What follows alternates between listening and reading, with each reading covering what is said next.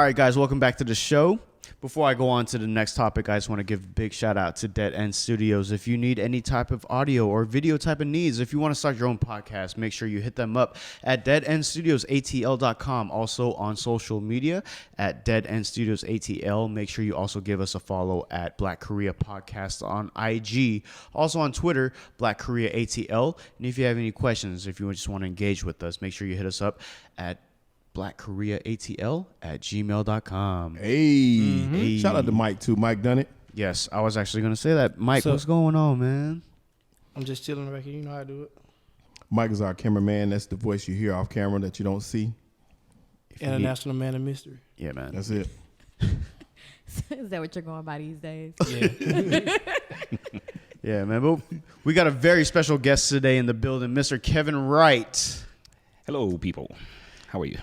Tell us a little bit about yourself, Mr. Kevin. Well, South Carolina homegrown. Hey. South Carolina homegrown, South Carolina State University, Kappa Kappa Psi, band frat. Not a Greek, but hey, we got our ass kicked just as much. So I'm from South Carolina. Came here in '98. Me and Shelton, we've known each other for quite some time. For some years, and we slept on many floors and did a lot of, well, yeah. We Shelton ain't sleep on the floor. Is he rich? No, sir. Hold on, we was skating past something. You said did a lot of what? Yeah, we gonna keep it moving. No, don't say pause. No. But Kevin, you're a fashion designer? Yeah. That is one of my. Let's start with this. Many hats. Yeah, many hats, man, many hats. So over the years, I've just had the entrepreneurial spirit of wanting to be my own boss. Okay. Who doesn't? But I'm kind of one of those that will never give up. You know what I mean? So I've tried different things over the years, and once I've come to a decision or a realization that they weren't going to work, I stopped and moved to something else. But this latest venture, Dion Case, right? There you go, at Dion Case on Instagram. This latest venture, I decided was something that I felt like I could really handle and really get into. So I just began to do the research. So what it is it's a leather line, fine leather. And I'm making women's bags. I will be moving into men's pieces sooner or later. But I started this venture back in 2012. So I did some other things. So I did body products. I did fragrances, and I moved into T-shirts, but I still needed a representation of the brand that elevated the commercial value of it. That's why I brainstormed a little bit, and I decided to get into making leather handbags. So I bought all the equipment, studied YouTube University, and I figured out how to make them. So, and actually they're coming out really good, and I'm trying to position myself, like the black Chanel or the black, Yves Saint Laurent or Louis Vuitton or Christian Louboutin or any of those guys. I just feel that black people, people of color, we shouldn't sell ourselves short by just selling other people's items. You know what I mean? I feel like we have the wherewithal and we have the skill set and we have the brains and we have the power to. And the money, we're 1.2 trillion strong, or is it? Yeah, 1.2 trillion strong in this country, and we have the power to be makers and be manufacturers, and not just end sellers. And so my mindset in doing all of this has always centered around the idea that I can make the items and be the manufacturer, the maker. So that's when I came up with Dion Case, which incidentally is my namesake of my two kids. Yeah, Dion and Case. Okay. Yeah, Dion and Case, my son and my daughter. And so I came up with this, and we're just kind of moving forward with it. Well, I have a question for you. Yeah. So you're a man of fashion, right? Well, so to speak. Okay, I got a question for you. How do you feel about Shelton's wide leg, like moon boot cut slacks? I've been dying to ask somebody, and I feel like you have the answers. We got a match. No, look, I'm more enamored by the crease in it. You know, we gonna bring the crease. We're gonna bring the crease back. Online. Yeah, Fashion Just terrorist. threw it on. Look, Shelton, I feel like no matter what, your shoes are covered.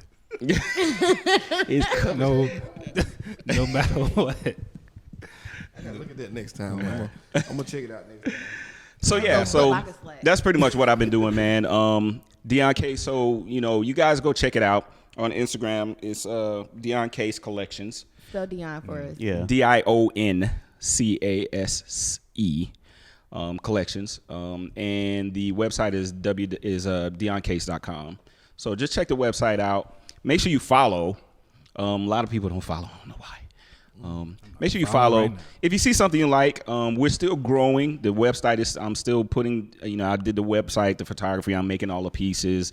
It's a lot that I'm doing, but I think I can handle it. And in building the situation, hopefully I have some people that see what I'm doing, and they're able to say, hey, how can I get in there and be a part of it, and continue to build the company. So what like when it comes to designing your product, like what dictates that? I don't try to reinvent the wheel. Okay. Right? I get online and I see, just like when we used to do music back in the day, right? Back in the day, you had your heavy hitters like Diddy. You had producers like Ronnie Jerk and Timbaland. What we always try to do is copy them, right? So when I say copy them, I'm not saying copy them and put out the finished copy. Right. What I'm saying is you emulate the greats, right? Anytime I did a track, I tried to emulate Ronnie Jerkins or Timbaland or one of those heavy Shakespeare or whatever. And so I kind of use that same philosophy. But kind of put your own twist on it. Absolutely. Yeah. I mean, some of them is the culmination of my own as I develop my skill set in making the pieces. Right. But I go and I look at the Pradas. I go and look at the Fendis. I go and look at the Louis Vuittons and the Chanels and all of the high end pieces and try to discern what makes this piece a $6,000 bag. So I was actually going to ask you that. Yeah. So when like you said, when making music, it comes from inspiration. You kind of put your own style into it and to absolutely. create something new. What do you think it is with like Gucci and Prada, like all these big names? Like what makes them so big and so nice? Well, what a lot of people don't realize is that a lot of these companies have been around for, one or two of them has been around for nearly 200 years. Right. Right. Chanel has been out here for over 100 years. You have quite a few companies that's been out for over a century. Right. And so, for instance, Louis Vuitton started out making shipping cases. They made suitcases, right? That people they threw in the back of their wagons. That's what Louis Vuitton started doing. And so that culminated into what we see it as today. And so they have 100 years of experience in making one item or another. And it's just a huge thing. With these companies having traversed that length of time to be able to make these pieces. And so in my studying of the whole thing is a lot of stuff is handmade. Right. Handmade. So the materials are the easy part.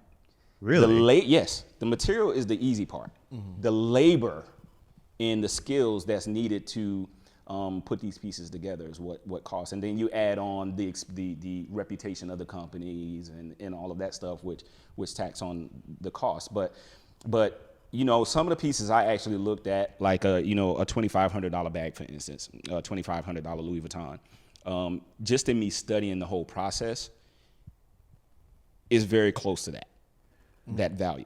Are all of your pieces handcrafted? Yes. Yeah. So that's what I was going to ask. So from the beginning, when you decided I'm going to start making bags, how long did it take you to learn how to do it? And then two, how long does it take from start to finish to make a bag? Well, first of all, I had to come up with the skill set. So YouTube University, I try to tell people all the time. I say, look, anything that you're doing, You can learn it on YouTube. You can. Yeah, you really can. Yeah. Anything that you want to do, we carry, you know, the space shuttle had the equivalent of a Texas Instruments calculator when it went to space. Right. We have, you know, I had an $800, my folks bought an $800 encyclopedia set when I was, you know, in the 5th grade. And these things, that encyclopedia set pales in comparison to what we have in our hands. And so I try to tell people that it's like, look, anything you want to do, look it up, research it. YouTube will tell you, and other resources will tell you. So I started by learning by just going through videos of YouTube from one thing or another, and I just began to learn the process. But did that answer your question? Or was I kind of rambling? No, it did. So you learned the process, but how long did it take you to say, okay? Oh, okay. Like make a. Well, bag? yeah, I started out learning the basics of sewing leather, and so a lot of that stuff was hand sewn. I kind of graduated after a few months, and I was able to hold on a few bucks, and I bought an industrial sewing machine. So some of the pieces are put together that way. Well, most of them are put together, and so it's a combination of hand sewn and machine sewn. So the first piece I made that I actually finished took about 25 hours. Okay, and that's just me trying to be as meticulous as possible, because like I said, in researching like the Louis Vuittons and the high-end brands, I tried to discern what made them who they are, and and you can't really fast track it because those pieces are absolutely insane. So Yeah. is like Louis Vuitton and all these big names, like is each and every bag like handmade? I didn't know that. They used to be. They used to be. They're not anymore. Right. But right. they're still pretty good quality. Yes. They still it depends on what it is. Like if you're going to the outlet, they're still Louis Vuitton, but they're not quite made with the same process, for instance. Because they're like kind of like sample models almost. No, that's a whole other conversation. But the outlets, and you know, I'm about to blow some people's minds. There's a video on YouTube where the outlets, you can have a Louis Vuitton outlet, but that is made by an entirely different division of Louis Vuitton, right? So they design those pieces. They make those pieces to be sold at an outlet, Gotcha. right? So the material quality is not quite what you would see in a Louis Vuitton store in New York. You know what I mean? It's still a Louis Vuitton, but it's not the same. It's not the same exact quality. So what made you go the handcrafted route versus, you know, doing a sketch and then sending it overseas to China and having money? But then when you say money in terms of like the turnaround time and the hours that you take, you can price it higher. Well, I put it like this. Eventually, I will get there. Right now, I do have a manufacturer. I don't make all the pieces myself. A lot of pieces, my first set, and by the way, I'm just getting started with this whole thing. Okay? How long have you been in business? With the leather, I really didn't get my first set of pieces until the middle of last year. Okay. So I'm really still really new at this, you know. But my first set of designs, I did have it's a small manufacturer in Romania. Okay. And so they actually did those pieces. However, they took my designs and we worked together. And if you want to mass produce anything, that's just what you have to do. You know what I'm saying? I'm not going to be able to sit there and make every piece. But I do make pieces myself. And as I continue to grow, I will basically have my in-house atelier, which is a studio. And I will also have my a manufacturer that I work closely with in making. Right now, I can't have my hands quite as close to the pieces and the production process as I would like, but you know, it's all in the growth of it. You know what I mean? So, but did I answer your question? What'd you ask? Why did you decide to go the handcrafted route versus instead of like doing the sketch? I mean, it's a combination of both. It's a combination of both. Like I said, I make my pieces. How do you pick your materials? Right now, the materials I use, again, that's a part of cost. You know, so I decided to stick with one material that most of the major brands use, which is called Saffiano leather.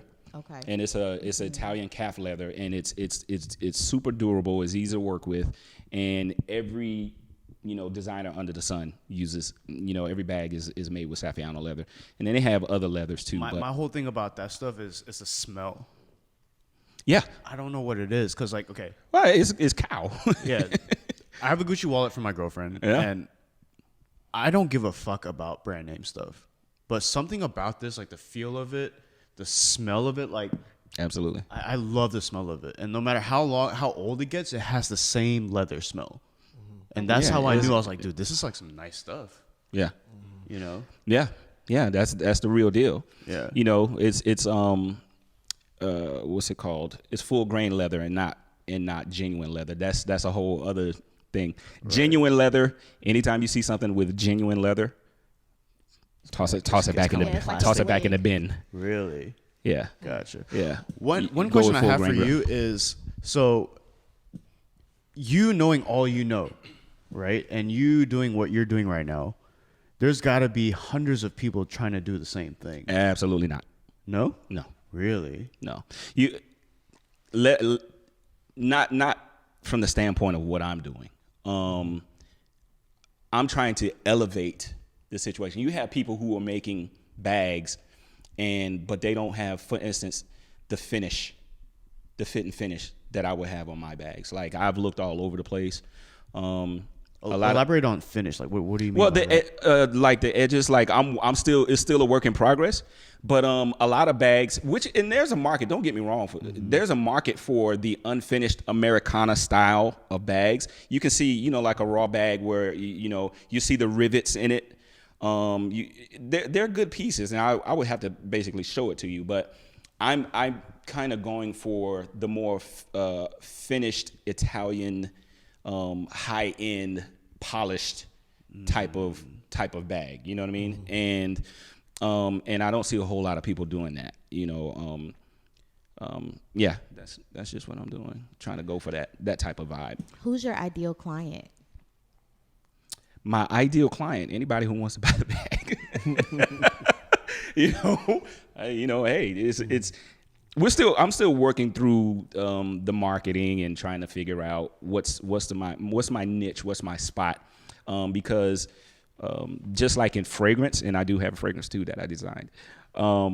Just like my fragrance, it's very much based on how much money you have to market yourself and really put yourself out there. A lot of these companies, like name one, Calvin Klein, like a Calvin Klein fragrance, they will have on one fragrance, they will have like a $12 million, $15 million marketing budget on that one fragrance.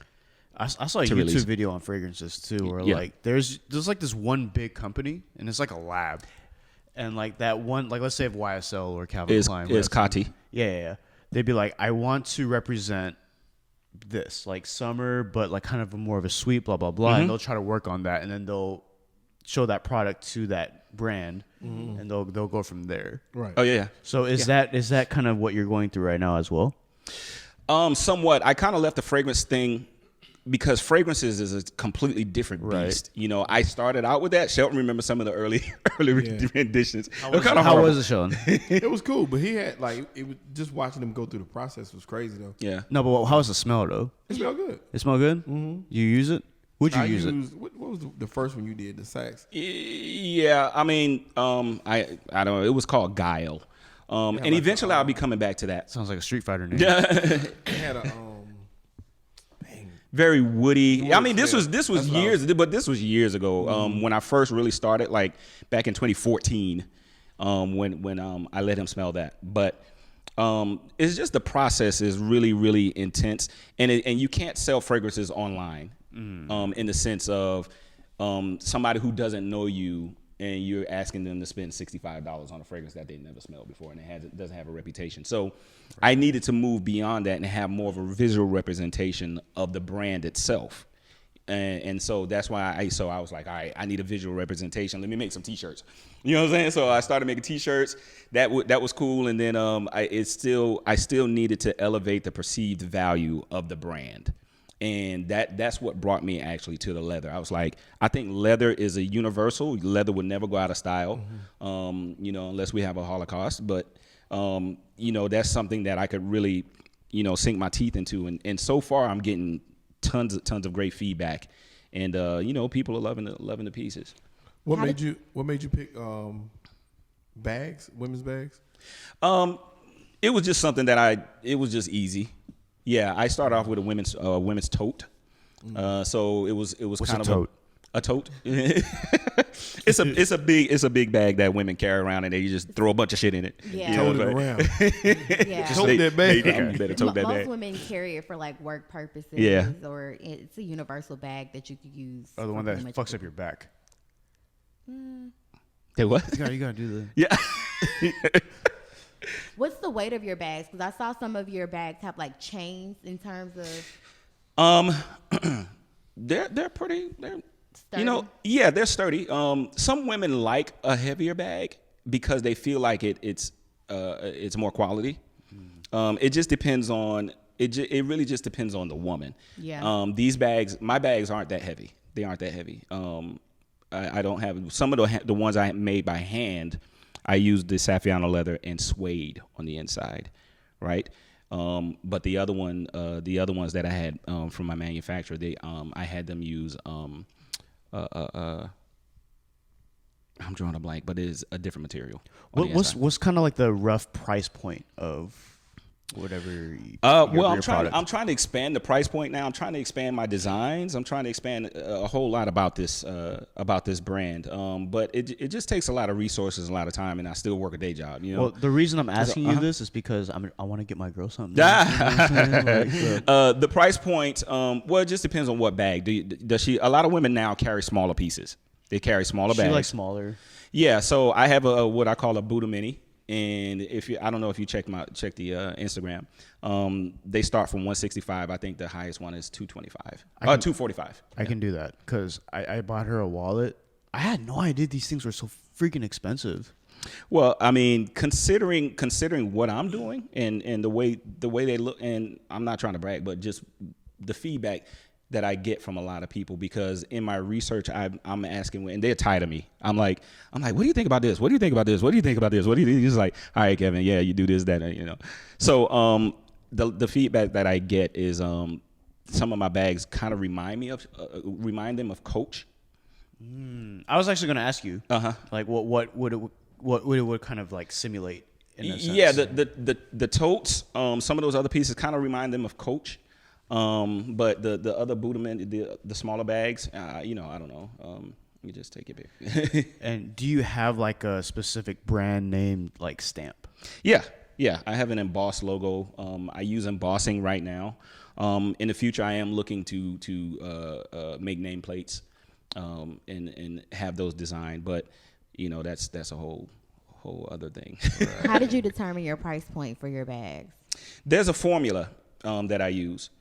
And there's an actual formula, and so I use that formula, and then I try to, I guess, come up with a, I don't know. You try to place a value on your brand, right? So you have the base formula, and then you uptick it to whatever I feel that first the market would support. Mm-hmm. And what I feel the value of my brand is. You know what I'm saying? So I can't go too crazy. For instance, the Buddha Minis. I've seen similar bags. They range anywhere from $50 to $3,500. And so all of that can't just be the cost of the bag and the labor. They for instance, just standard the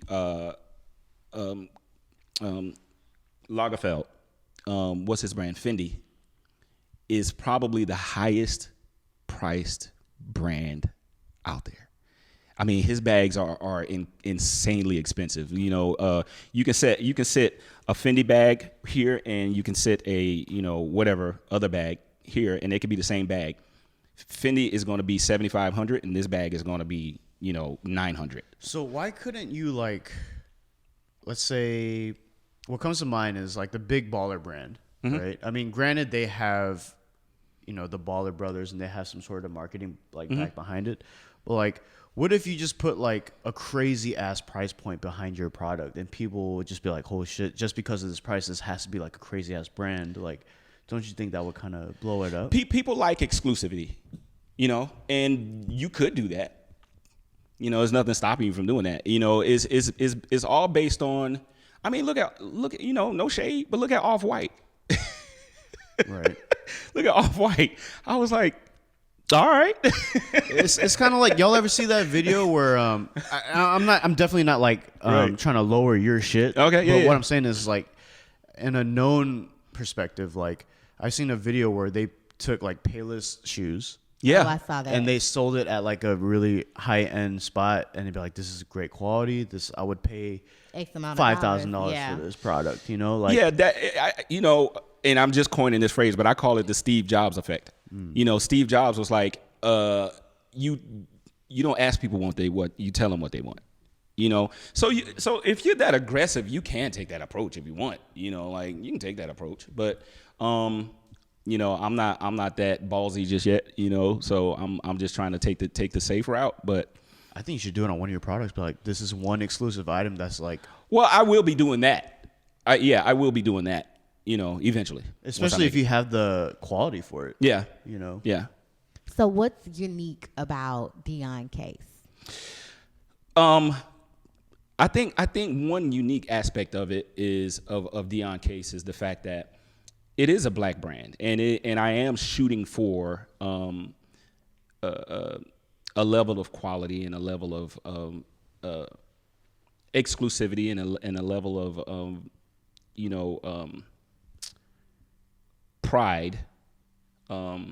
We're independent, and when you juxtapose what it is that I'm actually doing to the higher end brands, see, a lot of people think that I'm further along than I am when they look at my bags, when they look at my pieces, and which is a blessing and a curse, because they have certain expectations. Here we go with our expectations. Because they have certain expectations. But I just think that, for an independent person to be doing products of this nature makes it unique within itself. But would you want to just market it as like from the get go, like this is a black brand? Don't you think that would kind of like limit itself? No. I don't even mention that in any of my marketing. Yeah. No, I didn't even want to put my own face on my Instagram. But the only reason I did is because you do have people who want to see that, people, and so, but at no point do I actually harp on the fact. Other than now, I will say it on my personal, Facebook or something like that. But in any of my marketing materials that's outside of my personal, it's just Dion case. Yeah, Gotcha. It's just Dion case. I think that's great as well, because there's a brand that I actually supported. I bought like probably 8 or 9 pairs of shoes from them. They were like $250 a year, $300 a year. I didn't even know it was a black owned brand until like way later. I was like, oh wow, a black dude make these shoes. Yeah. I mean, and they're great. I was like, oh man, wow, this is awesome. Yeah, Just yeah. continue It's great, and we as black people need to see that. Yeah. We need to see it, but I like that you don't lead with that. No. Right. No, I don't. Because you want everyone to support you. Right. And I was kind of like hesitant of bringing that up because I didn't want it to come off as like. Nah, but that's valid. I mean, that's if you constantly harp on that, then that's the only clientele you're gonna have at that point. Right. You can't expand. Yeah, I had a one of my earlier marketing pieces was a young white girl that helped me out and on my Instagram, and so I really kind of stay away from that. You know what I mean? Is there anything you want to say to like any aspiring designers, whether it's clothing or anything that's in your field right now, or just even as like a business owner, an entrepreneur? Yeah. Well, yes, there's one major thing I would like to say, and I use this example a lot. And I don't know the exact number, but I know it's over 240 something. A lot of people don't know the Starbucks owner, when he started the company back in the 70s, and I remember reading this article, he got turned down for a loan over 250 times. Now, this is a white man that got turned down for a loan to start Starbucks. So what should that tell you? You know, if he you only had need one yes. Right. we don't need no more Starbucks. Nah, I mean, I think that speaks volumes in the narrative of don't stop.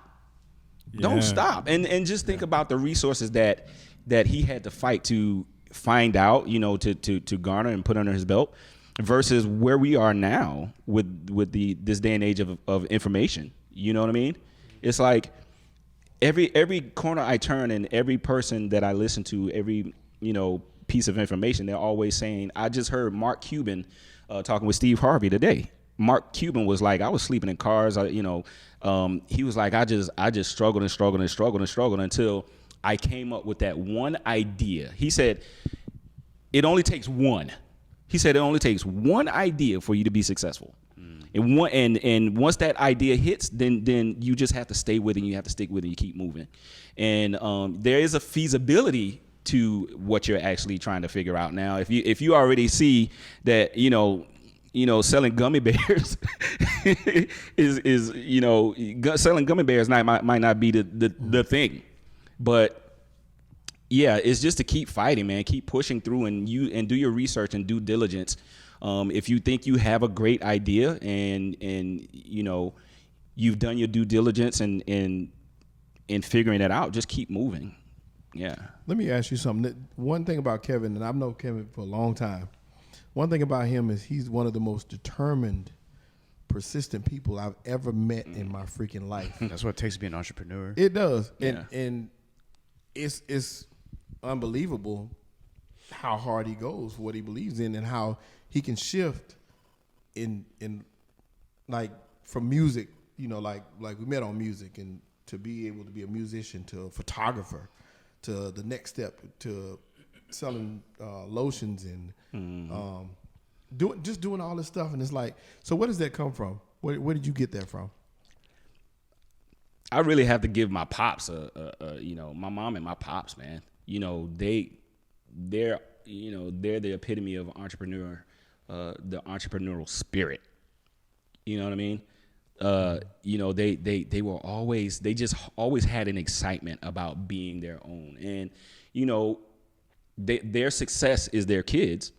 And, you know, they just continue to keep moving. And it didn't matter if, you know, the lights got turned off. My mom always had a positive thing, a positive spin or a positive way to look at things. And a lot of that just really culminated into, you know, the person that I am. You know, we just like the idea of having ideas. You know what I mean?